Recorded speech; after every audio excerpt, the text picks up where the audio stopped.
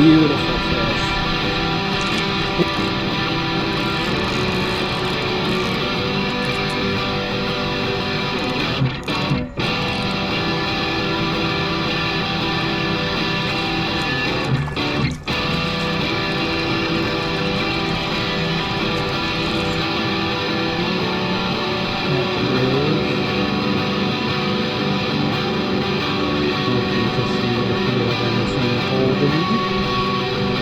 It's extremely clear.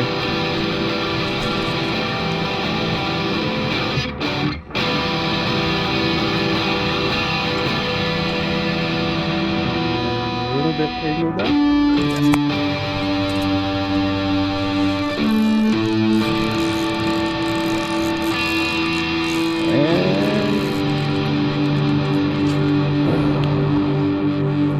Healthy brown. There you are, big boy. I got you again.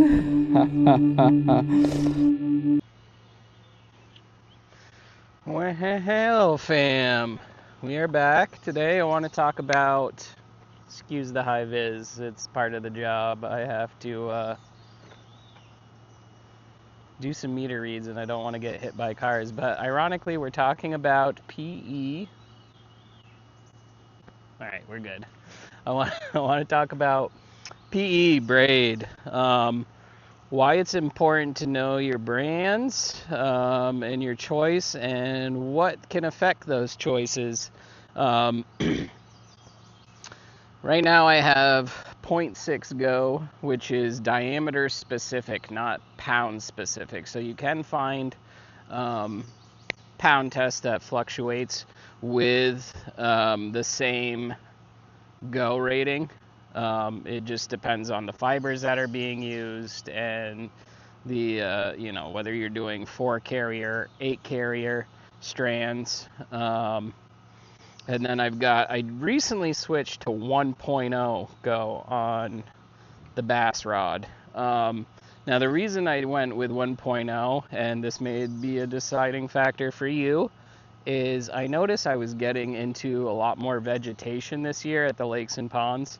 And the 0.8 that I had on here kind of really wasn't cutting it, I decided to go for a 4 carrier strand, 1.0 go, which if you're not privy is 0.165 millimeters in diameter, right? So that's another point we're going to get into here, is diameter is more important to me and should be more important to you than pound test. After I went on to, I think it's Line Laboratories, and saw the breakdown, the only brand I ever want to use now is Verivis, because it's consistent for diameter. And I'm not guessing if the claimed package pound test is the actual pound test, or the claimed package diameter is the actual diameter. And what I mean by that is Suffix, as far as I know, is the biggest perpetrator of this. They claim on their BFS line, or finesse line, it's not bait specific, they claim that it's a 0.12 millimeter diameter for their 8-pound test. But consistently, their pound test is underrated. So when you buy an 8-pound, you're looking at more like a 12-pound test. Typically, that's what it is 150% stronger than what they claim.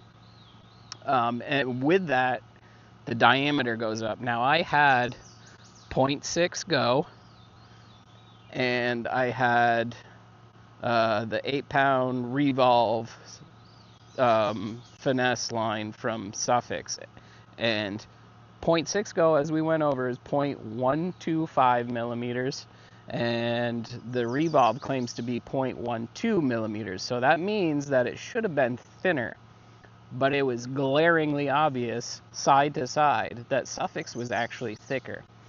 Now, it sounds like I'm splitting hairs with braid or PE, whatever you want to call it. But it's really important because when you get that larger diameter, you're putting less line on your spoon. If you're going by your spool indicator, like a lot of them will say, 1/8 of an inch away from the bevel is where you want to be. It gives you a little bit of room to not backlash. The line won't jump to the outer diameter, get caught on the spool, whatever. That's extremely important in cases like the Daiwa Gecko Vision and the Daiwa Silver Creek, where you're very limited by your line capacity. So 50 meters is what they recommend, and I'd say that's absolutely true. I've tried to go 75 meters on the Gecko Vision, and I was getting consistent backlash. I cut it back to 50. It almost immediately fixed my problems. So back to the point with the diameters. So 0.6 go is 0.12, sorry, it's 0.128. So what I said earlier is 0.125, it's 0.128.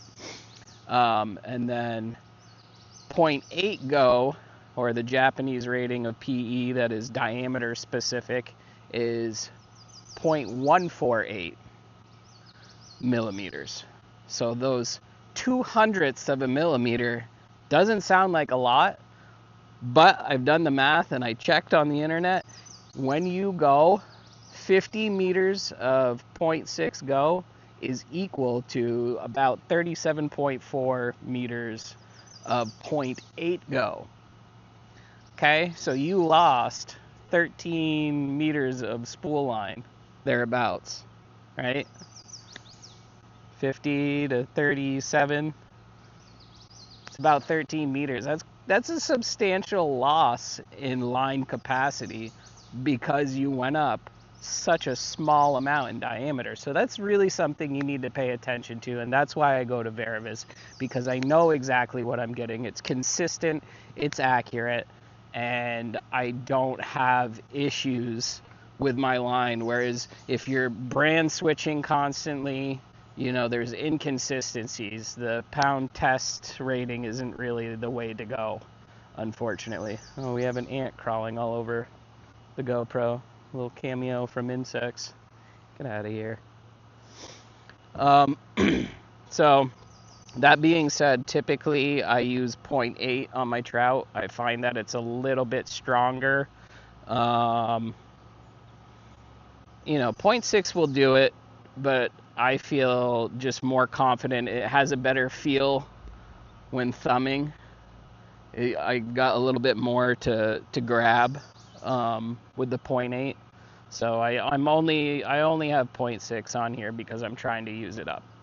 So my backup spools are the Varivis 0.6 go in milky pink, and if you've seen my recent videos, this has kind of been the line of choice. Aaron Hunt Fishing has a beautiful breakdown of it, and I will probably link his website transcript of why pink line is great. Basically, to sum it up, because of the way light penetrates and the UV rays, reddish to pinkish hues are almost invisible underwater. So while it's great for sight above water, it's hidden to the fish. So basic breakdown. If you want to learn more about that, then I will certainly send you that way. Link will be in the description. For the bass setup, the only reason I didn't stay with pink is just so I know quickly on the fly which line is which. So we go this bright green line for the 1.0, and that's my indicator without having to look at the packaging. So green 1.0, pink 0.8. 0.8 goes on the trout rod, 1.0 on the bass rod. So we've talked about diameter, sight is important, what colors are available.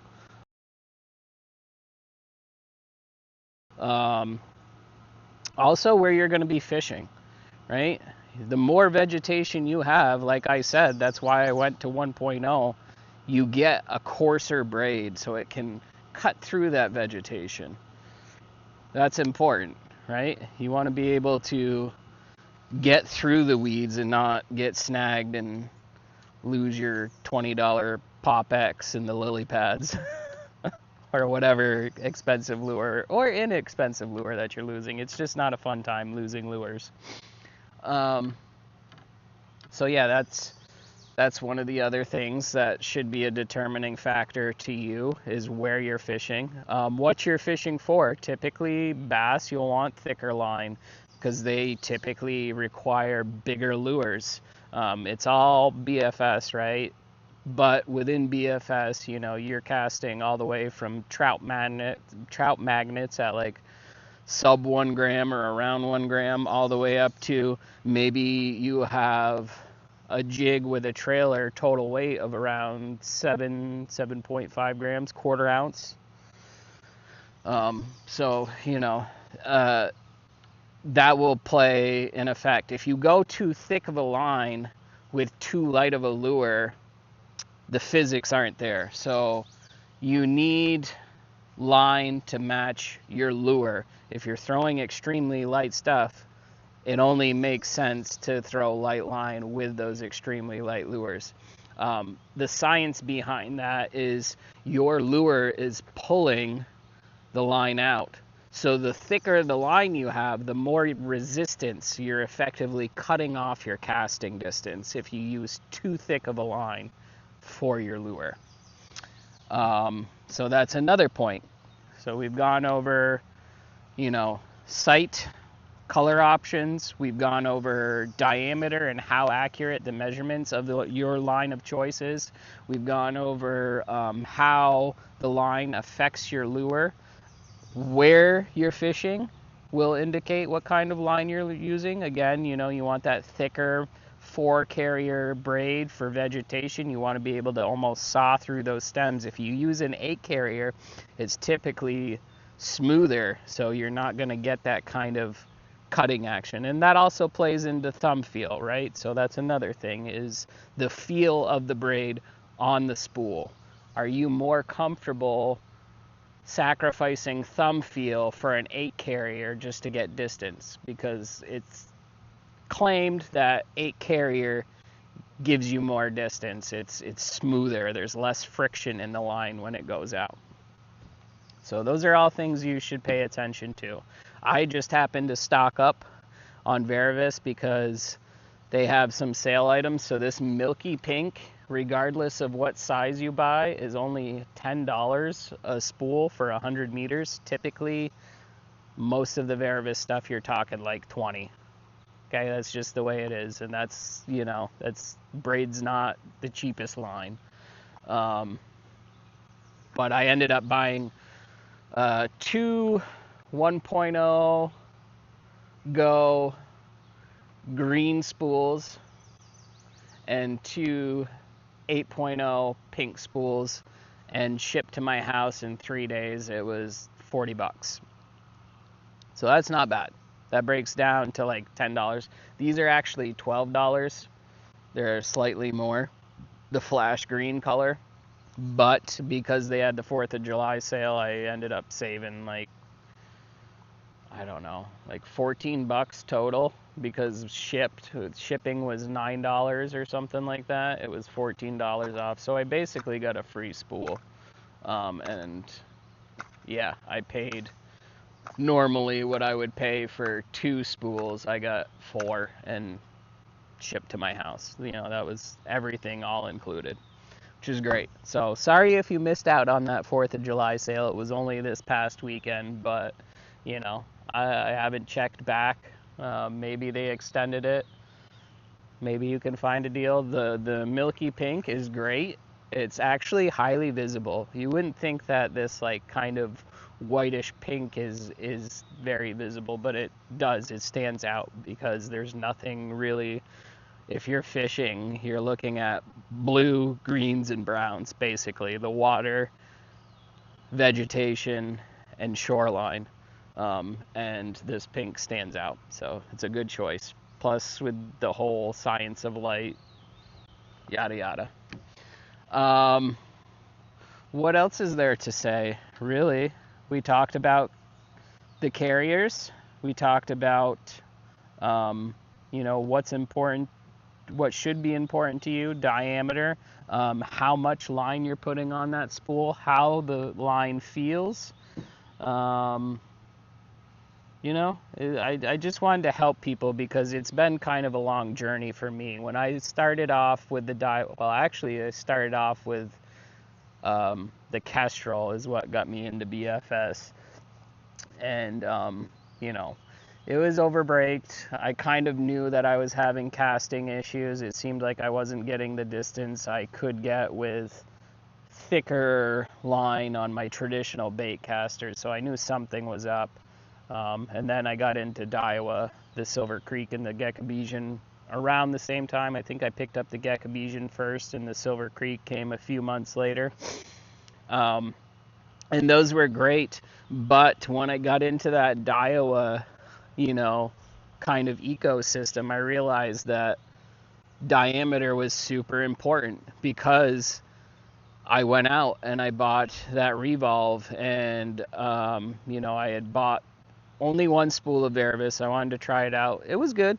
There was nothing special about it to me at that time until I went to the Suffix Revolve. When they claimed to be a thinner diameter, I thought I would get more line on my spool, and then all of a sudden I end up with almost 20 meters less.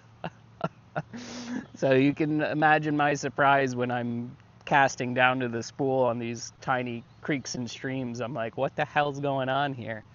That's what kind of opened up the doors to all this knowledge. I did a deep dive. I made it a point to be as educated as I could so that my fishing could be as effortless as possible and consistent. And that's why I'm making this video for you guys. So I think that's about all I need to say. Highly recommend Verivis, or just the Go standard, so the Japanese rating system, over pound test. Pound test fluctuates too much with materials, with carriers, 4 versus 8. Brand to brand, it's not the same. Like I said, Suffix underestimates their pound test, which means they are underestimating their diameter, which means you're ending up with less line on your spool. So take that into account. I'm not saying don't use Suffix. I'm just saying be aware of these little nuances and possibility for issues that may crop up. But at $10 a spool on Verivis, you order directly, it ships out of Portland. Make sure you go on to the Verivis site. I will link that in the description as well. And don't buy from Amazon, because that gets shipped from Japan, so there's quite a bit of delay. There's a week and a half versus 4 or 5 days this arriving at your house. So I recommend buying direct from Verivis. I think they have thank you points or something like that. Maybe not. I think I'm getting that confused with Digitaka, which is highly recommended if you're in the market for reels and rods. I have a new Major Craft Days light rod coming in, and I'm gonna pit this Megabass Levante against it and see which might take over my new casting setup. I may be switching to Days. I know that I love the Major Craft, and I prefer the Major Craft rod over the Megabass rod that I had. So who's to say that I may not prefer it for the bass rod as well? Testing it out. Plus, I haven't seen too many videos on the Major Craft Days rod. There's like almost nothing on it, really. There's no reviews, nothing, but it's highly talked about on Reddit, and those guys are awesome over there. I love the BFS fishing group over on Reddit. They're a wealth of information, and everybody helps each other out, kind of navigating this newish idea, at least in America. I know it's been an idea in Japan for decades, but if somebody's curious about it, that's the best place to go. Those guys are awesome. They're full of information, and I'm on there regularly spouting off what I feel is correct information and what people should know. So if you aren't on there, I highly recommend getting on there and just do the dang thing. But yeah, I think that's going to do it for this one. I hope you got informed, have a better idea of what you may be looking for.